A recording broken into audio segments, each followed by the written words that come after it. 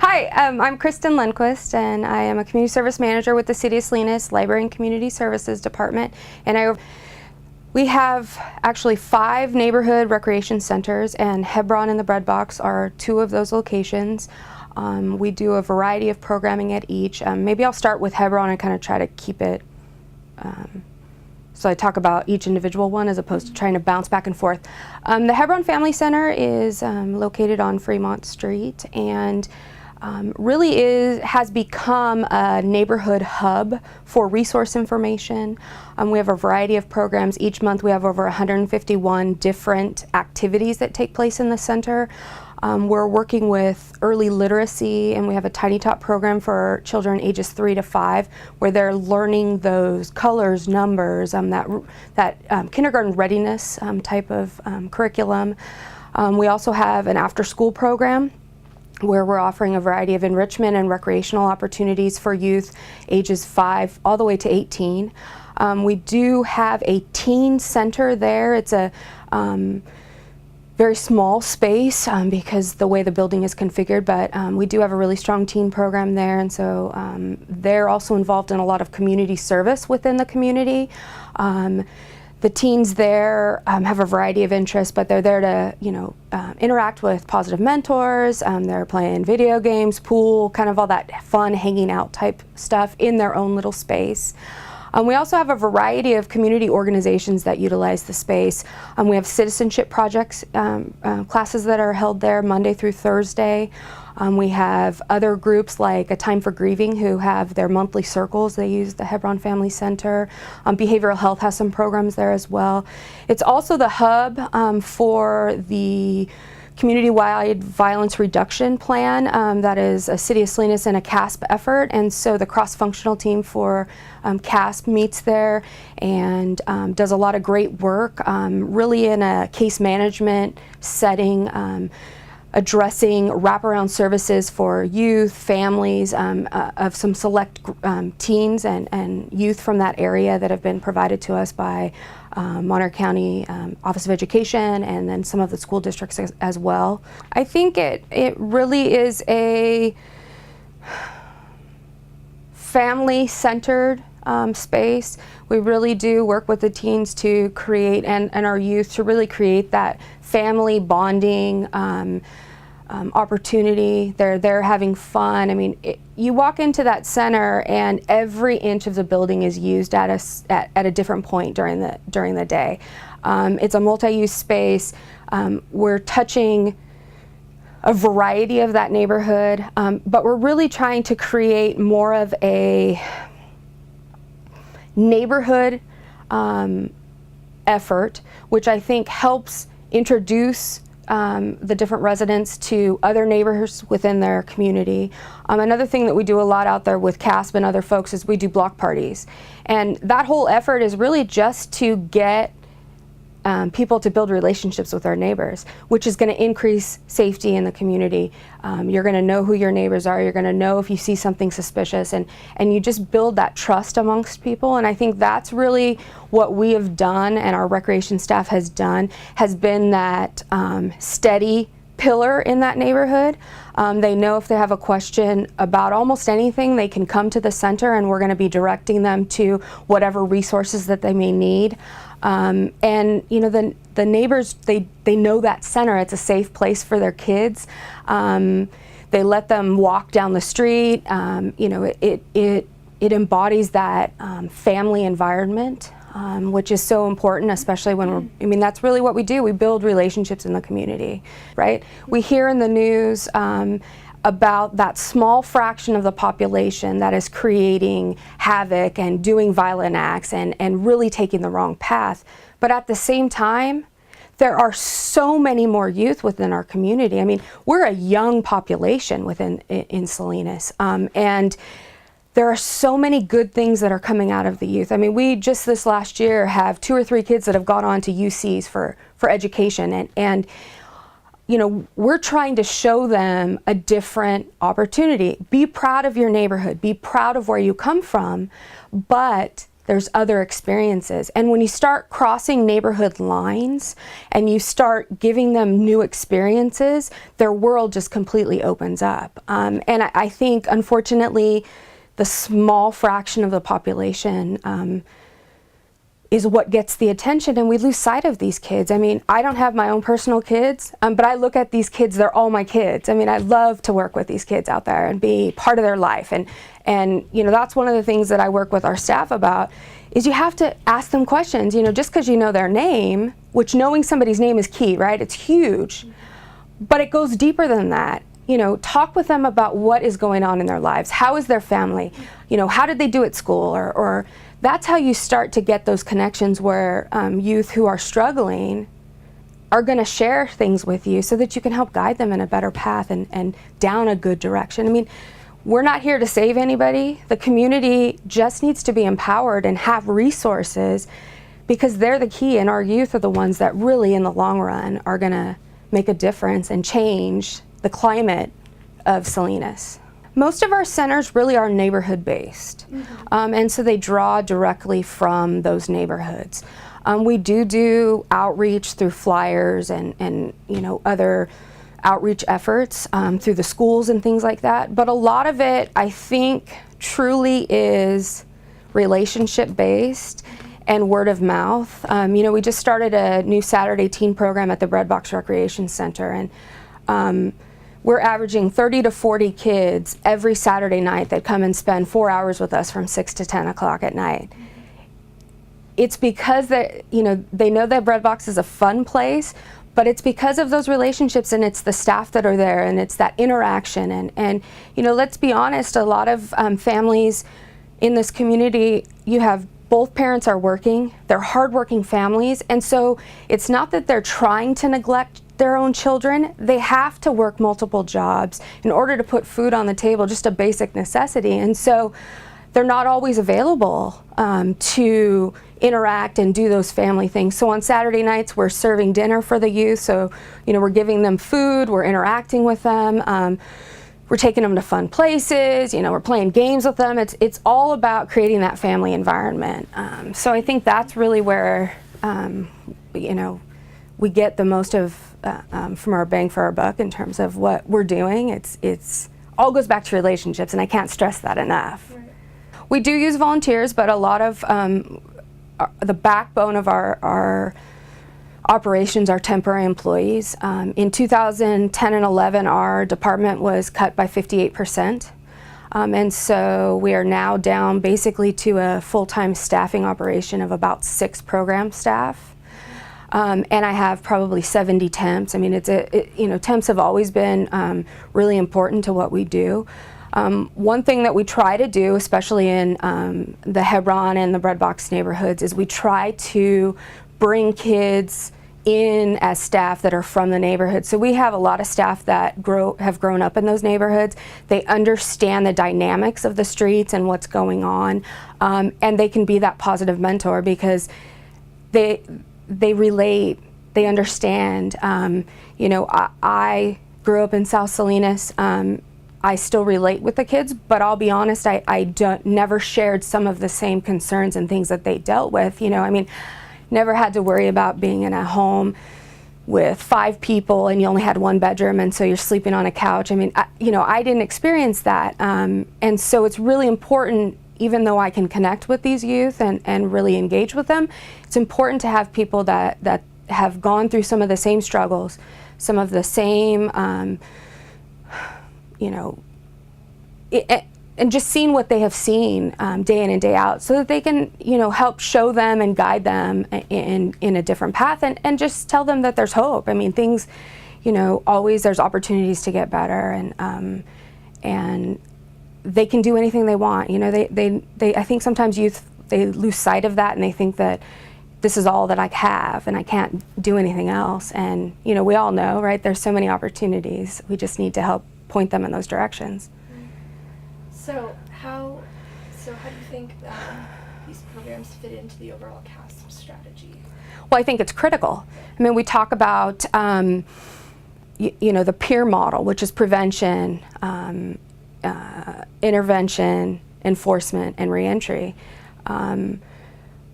prevention is that critical, is just as critical as public safety. And if we aren't moving the needle evenly amongst all of those areas, we're never going to make a difference. The challenge that I see readily is it's so hard to measure success with prevention, because I can tell you I have 50 kids at the bread box on Saturday evening. They're not getting into trouble. They're not, potential perpetrators of violence or potential victims, but it's not the same as that life and death and so of enforcement and the whole public safety end of things. But really, when you look at the cost to provide prevention services, you get so much more bang for your buck. It just costs less, and without those prevention programs showing youth and families other opportunities and helping, with basic things, we're going to continue to have the problem. And so we really have to focus, I think, as a whole. And I think CASP, we have been involved with CASP for a long time. I have been involved, and that's what I really like about this organization, is the fact that there's value to all levels of the peer model. It's not just enforcement. It's not just prevention. We really can't do it alone. Everybody has to do their part. But certainly prevention is critical as we move forward. How many kids do you have at the centers, on a typical day? It varies at different centers. I can tell you, over the course of the year, we see about 290,000 visits to all of our centers through programming.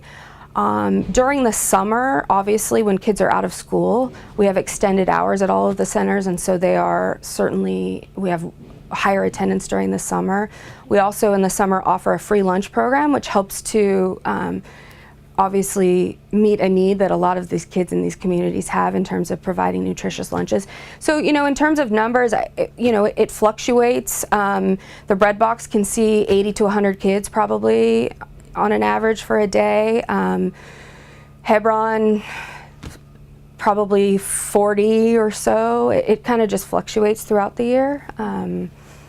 But I think what's critical, and if we talk about our Saturday night program, that's where we've seen a really steady group of kids that are there day in and day out every Saturday night, which is huge. To have 50 kids in the building, anywhere from 40 to 50 kids in the building for a 4-hour period, and they want to stay and be there the whole time, that's tremendous to me. We've just started that program in March, and we're already nearly 800 visits. And when I talk about individuals served or visits, the visits would be that they come every Saturday, more of an attendance figure, where, individuals served, we're at probably over 100 individuals served, which is really, amazing, I think. But it just shows you they just want somewhere to be that's safe, fun.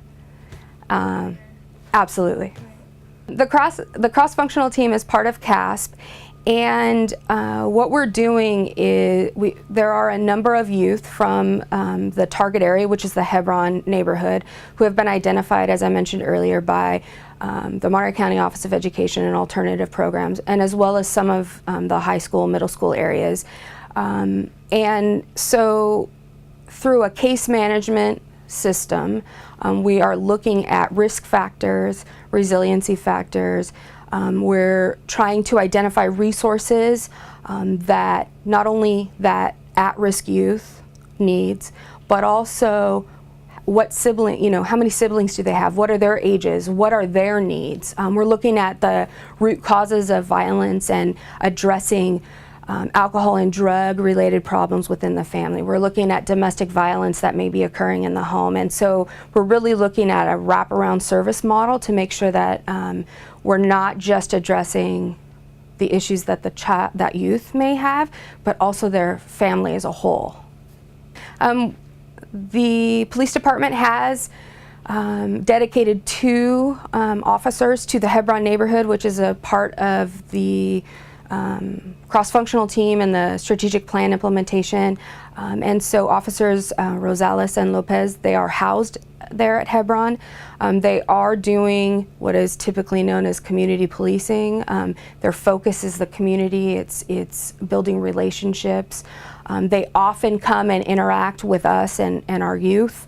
You can see them down playing foosball and things like that, where they're really working to build those community relations. They're going out, meeting with residents, walking the neighborhoods, and really, although they do some enforcement efforts, really it's more along the lines of building relationships, and also they're key in identifying youth and helping us, address the variety of services that the neighbors and residents in that area need and want. Right. I have seen at different events, especially over in La Paz Park, we do a lot of different stuff in La Paz Park as well, and when Officer Lopez and Rosales do come on scene, if you will, the kids flock to them. I think, and that's no surprise to me, because in reality, they're building relationships like recreation staff is right in the neighborhood. So to see that happen with the police department, I think is huge. It's second nature to me, because that's what we do in recreation in terms of building neighborhood relations and partnerships with youth and other community groups. So I think it's fantastic, and I'm glad that we're working together, and I really hope that going forward, recreation can be seen as that third leg of a public safety stool, because that prevention is critical, and the relationships that they're building is helping our community, just like the relationships that we're building is helping the community as well. There have been many youth that I think, because of our relationships, have come and shared personal experiences with us, and that's for me. I can share an example. We had one of our youth from Hebron who was kind of a burly kid. He was a bigger kid, but very polite all the time with me. Always wanted to see what I was doing. We would talk and different things. And he had a situation where he brought a weapon to school, and so he was suspended from school. Come to find out, it's like the second or third time he had a weapon with him. But to me, that I saw a whole different side to him, because I couldn't imagine that he would, for whatever reason. And I think, we lose sight sometimes of what may be causing that. It may not necessarily be because, he's a violent person, but maybe he's scared, or maybe somebody's picking on him, or, there's so many reasons why those things can happen. The most strongest message that I want to get across, that hopefully is happening through CASP as well, as prevention is critical. And I think it gets lost a lot of the time. And we're providing, basically it costs about $10 per resident within Salinas to provide the services that we're providing to the youth in the neighborhoods. And I think the community as a whole, when we look at youth, we need to look at them as no matter where you're from, where you live, the youth are we have to embrace all of the youth, and we really have to look at them as our own, and every child in the community, regardless of where you come from, what your backgrounds are, everybody deserves a safe, positive environment. And I hope someday that we certainly as a community will embrace all of the youth, and really, everybody can do something, whether you sit down and you read to your child at night, or you have dinner as many times as you can as a family. And if you don't have a family, come volunteer with us, because if you really saw what these kids are like, those stigmas that sometimes come with them, and perceptions that folks may have, it will completely change your life. I mean, it's changed my life. I learn from these kids every day, and I think having an opportunity to be a part of a child's life is critical, whether it's your own or it's a member of the community and that we live in. I think the best way that the community can get involved is just to be part of a child's life, and whether it's working with your own child and spending time with them, or coming and sharing time at our recreation centers with these youth. It's changing my life. It will change your life, and we can all learn from them. And there's nothing more amazing than being part of a child's life and helping to guide and shape who they are and what they can be for the community.